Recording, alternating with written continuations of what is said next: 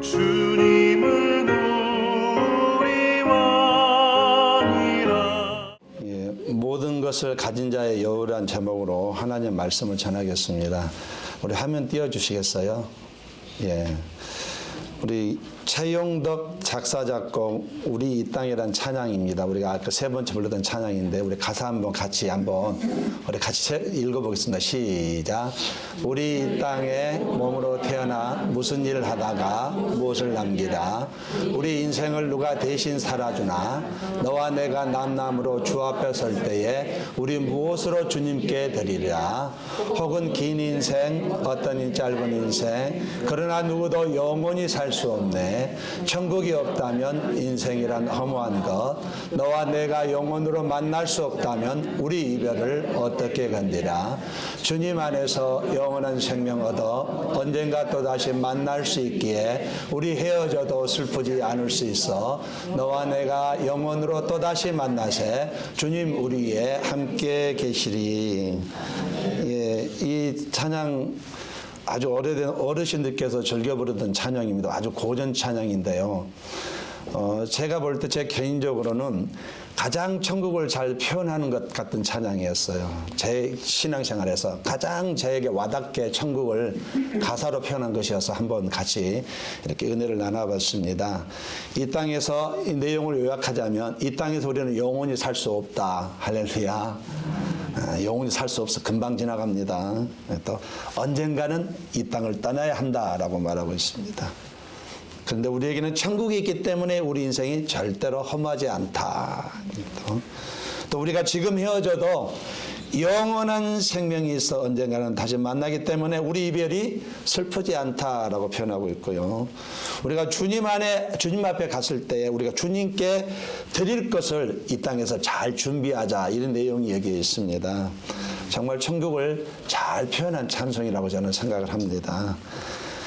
이 세상에서 모든 것을 가졌다고 해도 영생이 없다면 아무것도 가진 것이 아니라고 성경이 가르쳐요. 그러나 이 세상에서 가진 것이 아무것도 없다고 해도 영생을 가진 자는 모든 것을 가졌다고 성경이 가르치고 있습니다. 그 성경은 십자가 믿고 예수를 영접해서 영원한 생명을 가졌다면 모든 것을 가진 것이라고 표현하고 있습니다. 우리가 일반적으로 많이 가졌다, 굉장히 많이 가졌네 이렇게 표현해도 모든 것을 가졌다는 표현은 절대 쓰지 않거든요. 그런데 성경은 아주 자신 있게 말합니다. 영생을 가졌다면 모든 것을 가졌다, 이 우주 전체를 가졌다, 이렇게 표현하고 있다는 사실이에요. 그래서 영생을 가진 사람은 여유 있게 산답니다. 할렐루야. 모든 것을 가진 자의 여유, 영생을 가진 자의 여유는 무엇일까요? 오늘 본문 영생을 가진 사람은 모든 것을 가진 자라고 주님께서 힘주어 말씀하고 있습니다.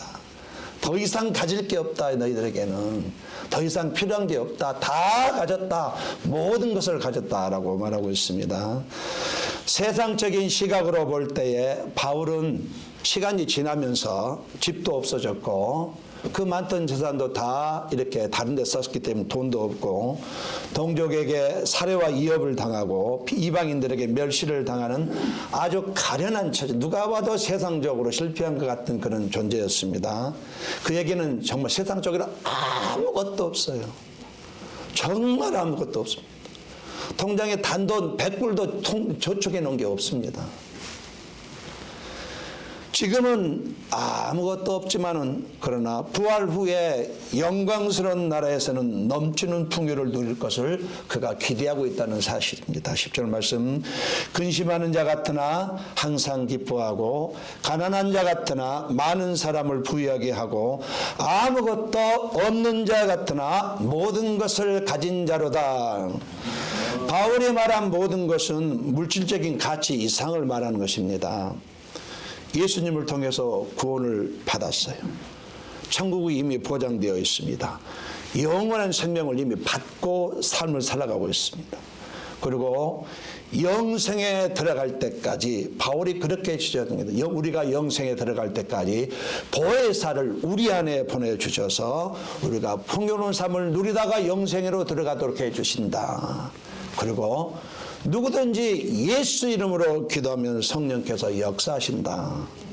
그래서 삶을 풍성하게 하신다. 그러므로 우리는 모든 것을 가진 자라고 성경이 말하고 있습니다. 여러분 안에 성령이 계신 것을 믿으시기 바랍니다. 성령 우리가 말씀을 들을 때 생각을 주셔요. 우리는 그 생각을 붙들고 가는 인생이 우리 인생입니다.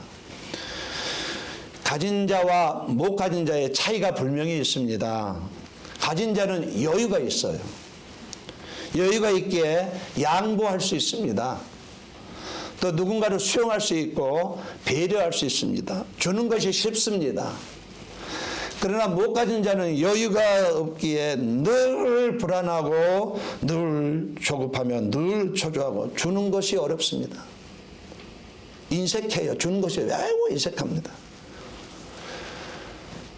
누가 가졌어도 많이 가졌다고 하지 않습니다. 그런데 성경은 분명히 영생을 가졌다면 모든 것을 가졌다. 너희들은 여유로운 사람이다. 이렇게 말하고 있다는 사실이에요. 저 여러분 영생을 이미 가졌기 때문에 모든 것을 가진 자입니다. 여유가 있는 사람들이에요. 영생을 가진 사람의 여유가 무엇인지 한번 생각해 보겠습니다. 첫 번째로 영생을 가진 자는 죽음 앞에서도 두려워하지 않는 여유가 있습니다. 여러분 세상 사람 믿지 않는 사람들 노인분들 보세요. 죽음 앞에 벌벌벌 떨고 있습니다. 한번 만나보세요. 모두 다 말은 하지 않지만요. 죽음 앞에 정말 공포감을 느끼고 살아가고 있어요. 불확실하거든요. 성경은 우리에게 말합니다. 죽음이 끝이 아니다라고 말하고 있어요. 죽음 후에 우리에게는 새로운 세계가 우리를 기다리고 있다라고 말하고 있습니다.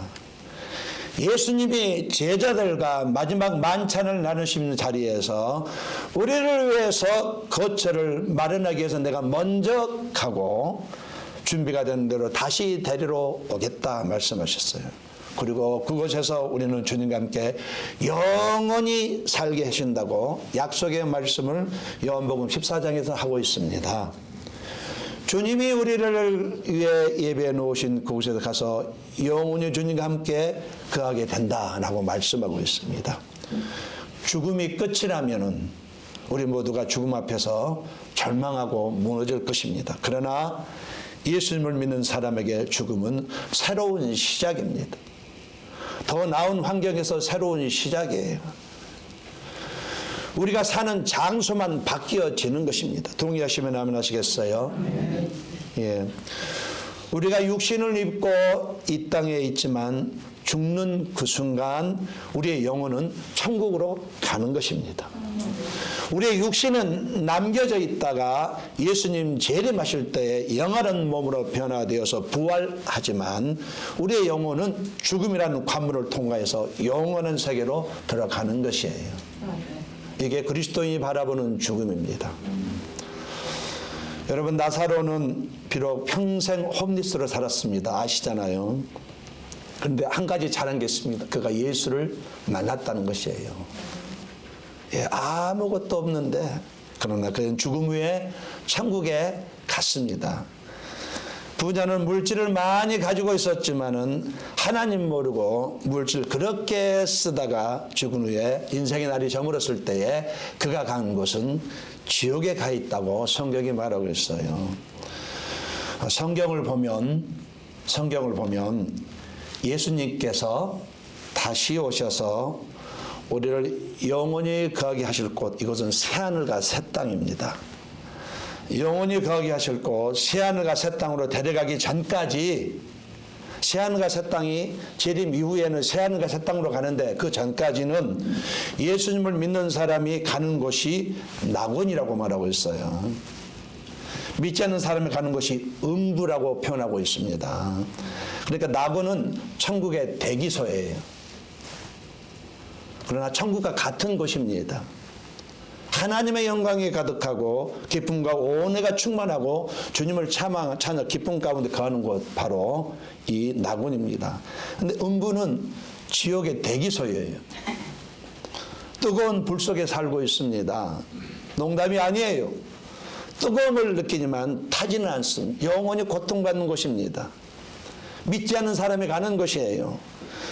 음부가 뜨거운 고통 속에 있는 그런 지옥 대기소인데 나중에 재림 이후에는 새하늘과 새 땅에 있는 또 다른 곳 영원한 불못으로 가게 되는데 그 불못으로 떨어지기까지 그 고통을 다 느끼는 것입니다. 영원토록 고통을 당하는 것이 지옥이에요. 여러분 이렇게 말하면 무슨 농담으로 여기는데 사실입니다. 뜨거운 불 속에서 영원히 거한다고 생각을 해보세요. 처절하지 않습니까? 무서운 것이에요. 또 음부에서는 낙원이 보입니다. 부자가 음부에서 보니까 자기 집 앞에서 홈리스로 살았던 그 나사로가 아브라함 품에 있는 것을 봤어요. 이미 승패는 끝난 것입니다. 음부에서는 낙원이 보여요. 누가 갔는지 누가 어떻게 살고 있는지 보인다는 얘기예요. 뼈저리게 흐여도 그때는 이미 늦다는 얘기를 말하고 있는 것입니다. 분명히 지옥과 천국이 있습니다. 이 우주 어딘가에 실제적으로 존재하고 있어요. 그냥 농담이 아닙니다. 반드시 두 곳 중 한 곳에 가야만 되는 것이에요. 이 땅의 삶이 그것을 결정하는 것입니다. 잘나고 못났고 많이 배웠고 못 배워가 중요한 것이 아니라 십자가 믿고 예수를 마음에 영접하기만 하면 누구든지 그 믿음을 통해서 천국에 가는 것입니다. 예수님께서 십자가에 못 박히셨을 때에 양옆에 또 흉악한 강도가 같이 못 박혔잖아요. 복음서에 보면 두 강도가 다 처음에는 예수님을 신랄하게 비난했습니다. 야, 당신이 하나님의 아들이면 너도 구해, 우리 좀 구해봐라. 이렇게 신랄하게 비판했어요. 무시했어요. 그런데 시간이 지나다가 한 강도가 도중에 마음의 변화를 받았습니다.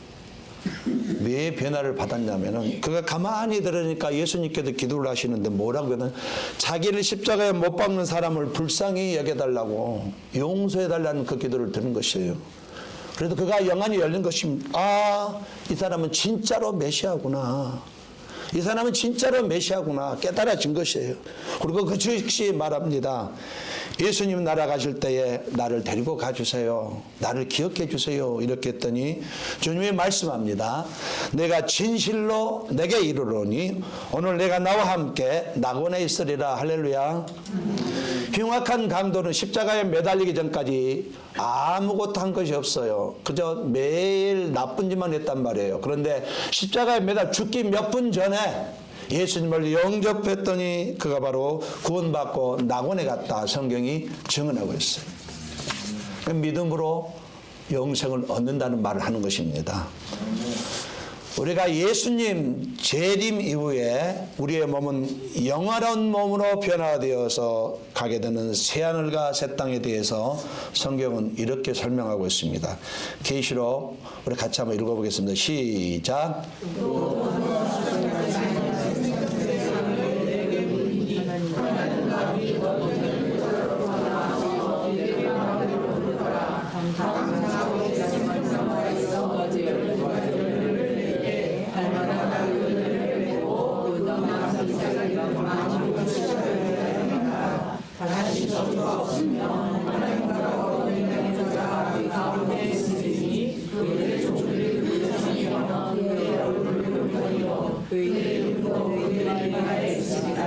다시 아니 없겠고 누구보다 되실 수가 없으니 이는 주 하나님이 그들에게 주시니라. 그들을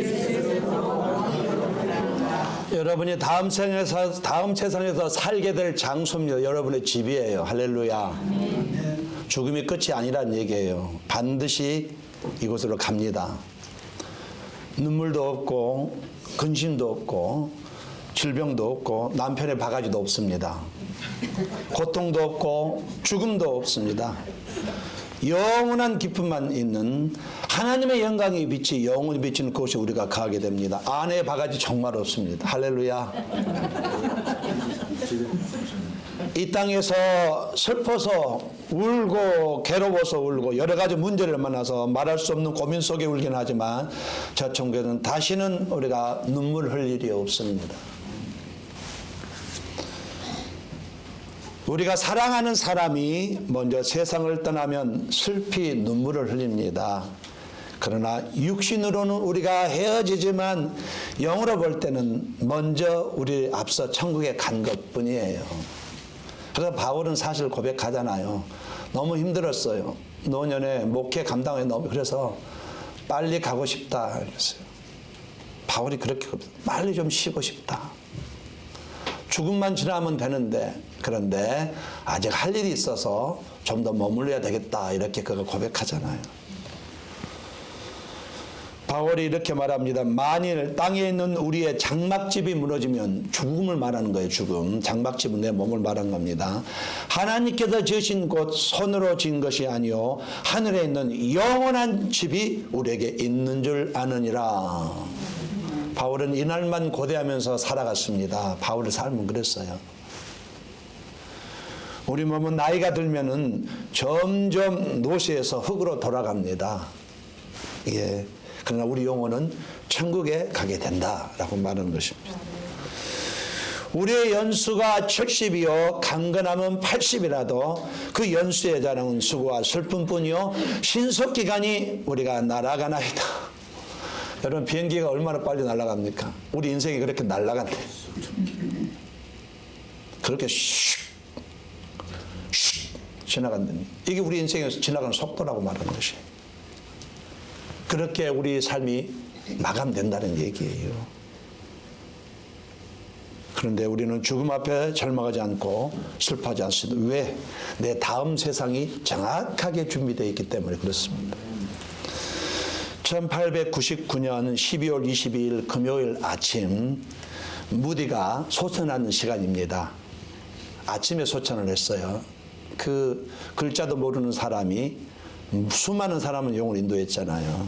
예. 무디가 그러니까 무디의 아들 윌이 갑자기 아침에 이제 아버지 방에서 소리가 들리는 것이에요. 그래서 급히 방으로 갔더니 무디가 마지막으로 이런 말을 남깁니다. 내 눈앞에 하늘이 열려 있다. 이것이 꿈이 아닌 것 같다. 참으로 아름답고 황홀하구나 아들아. 이것이 진짜 죽음이라면 무엇이 두려울 것이 있겠느냐. 이곳에는 골짜기도 없는 것 같다. 하나님이 지금 나를 부르고 계신다. 나는 승리하였다. 오늘은 내가 멸류관을 쓰는 날이다. 나는 수년 동안 그 멸류관을 쓰레기를 기대하고 있었단다. 야, 마차가 지금 방 안에 와 있다. 나는 이제 천국으로 간다. 이것이 무디가 아들에게 남긴 말이었습니다. 그러니까 환상 가운데서 천사를 보내서 그를 데려가는 것을 이렇게 본 것입니다. 할렐루야. 저와 여러분 똑같이 이 현상을 맞이합니다. 무디만 맞이한 게 아니라 똑같이 이 상황을 맞이하게 됩니다. 그러나 믿지 않는 사람들은 지옥 저승사자가 오기 때문에 공포에 떱니다. 그들의 죽음 얼굴 보세요. 새파래가지고 시커매가지고 두려움에 떤 얼굴이잖아요. 그래서 나는 이제 천국 간다고 환한 미소를 지으며 마지막으로 그 아들에게 이와 같은 말을 남기고 그날 아침에 하늘나라로 돌아갔습니다. 우리의 죽음이 이와 같습니다. 모든 그리스도인의 죽음이 이와 같습니다. 우리의 죽음은 새로운 삶의 시작입니다. 할렐루야. 얼마나 기대됩니다. 옆 사람과 이렇게 기대가 됩니다. 라고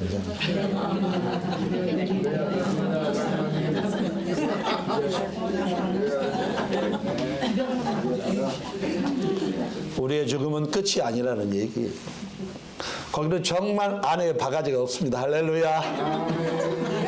다시는 바가지 긋길 일이 없습니다. 청소 안 한다고 뭐라고 들을 필요 없습니다. 설거지도 마찬가지입니다. 네? 설거지 할 필요가 없습니다. 설거지 하면 밥풀 하나 뻗었다고 3일 바가지 그런 거 없습니다. 하나님이 우리에게 천국을 예비해 놓고 계십니다. 그러므로 저와 여러분 죽음에 대해서 여유가 있는 것이에요. 자, 두 번째로 영생을 가진 자는 이 험악한 세상에서 기뻐하는 여유가 있습니다. 요한일서 1장 2절에 4절 한번 같이 한번 읽어보겠습니다. 시작.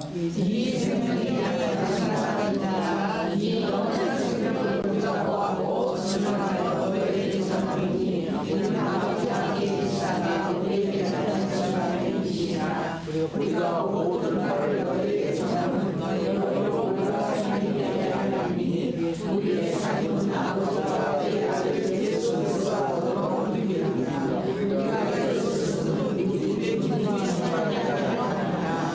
예, 영생이 우리에게 있기 때문에 아무리 이 세상이 고달프고 험악하고 괴로워도 우리는 기뻐할 수 있다라고 말하는 것입니다. 영생이 때문에 다 가졌기 때문에 이런 거 없어도 기뻐할 수 있다 이걸 말하고 있습니다. 바울이 로마 감옥에서 있으면서 빌립보 교회에 이문 편지를 보냈습니다. 빌립보서예요. 일반적으로 이문 편지는 힘든 사람이 보낸 게 아니고 괜찮은 사람이 보낸 것인데 반대예요. 감옥 안에 있는 바울이 감옥 밖에 있는 빌립보 교회에게 위로하고 있습니다. 감옥 안에 있는 바울이 감옥 밖에 있는 빌립보 교인들을 기뻐하라고 이문 편지를 보냈어요. 바울이 이런 이문 편지를 보낼 수 있는 배경이 뭔지 아십니까? 천국에 대한 확신 때문에 그렇습니다. 영생에 대한 확신 때문에. 예. 자신이 이 땅의 삶 끝에서 만나는 천국의 영광을 확신하며 기대하며 기쁨으로 살았기 때문에 이 위로의 편지, 이문 편지가 빌립보서가 가능했던 것입니다. 그런 기쁨이 있었어요. 영생에 들어가기 때문에 그 기쁨이 끊이지가 않았습니다. 영생은 이렇게 험악한 세상에서도 기뻐하며 살게 하는 것입니다. 오늘 우리도 이 험악한 세상에서 얼마든지 기쁨으로 살아갈 수 있습니다. 할렐루야. 우리는 슬퍼할 수 있는 없는 사람들이에요. 자, 이와 같이 첫 번째 영생을 가진 자는 죽음에 대해서 여유가 있습니다. 두 번째로 영생을 가진 자는 세상에서 아무리 힘들어도 기뻐하면서 살 수 있다고 성경이 말합니다. 마지막 세 번째로 영생을 가진 자는 용서하는 여유와 아가페 사랑하는 여유가 있다고 성경이 말합니다. 아가페 사랑은 조건이 없는 사랑이에요. 남녀간의 사랑도 아니고 형제간의 사랑도 아닙니다. 아무런 조건 없이 그저 주는 사랑을 말하는 것입니다. 11절 13절 말씀 고린도인들이여 너희를 향하여 우리의 입이 열리고 우리의 마음이 넓어졌으니 너희가 우리 안에서 좁아진 것이 아니라 오직 너희 심정에서 좁아진 것이니라. 내가 자녀에게 말하듯 하노니 보답하는 것으로 너희도 마음을 넓히라. 고린도 교회 바울이 개척한 교회입니다. 목숨은 걸고 개척한 교회예요. 또 부흥을 시켰습니다. 목회하다가 선교지를 떠났거든요. 근데 잠깐 비운 사이에 이상한 이단이 들어와서 어떻게 교회 분위기를 만들었냐면은 바울 당신은 말도 잘 못하고 신뢰가 가지 않습니다. 이렇게 도려내버렸어요. 그렇게 사랑하고 아꼈던 고린도 교회가 이렇게 나왔을 때에 배신감이죠. 배신감. 이젠 끝이다라고 결론 내릴 수도 있었습니다.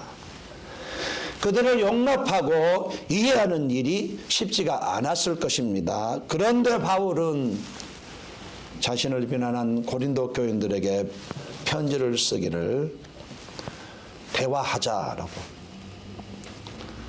잘못한 거 포용할 준비가 됐다라고 말하고 있어요.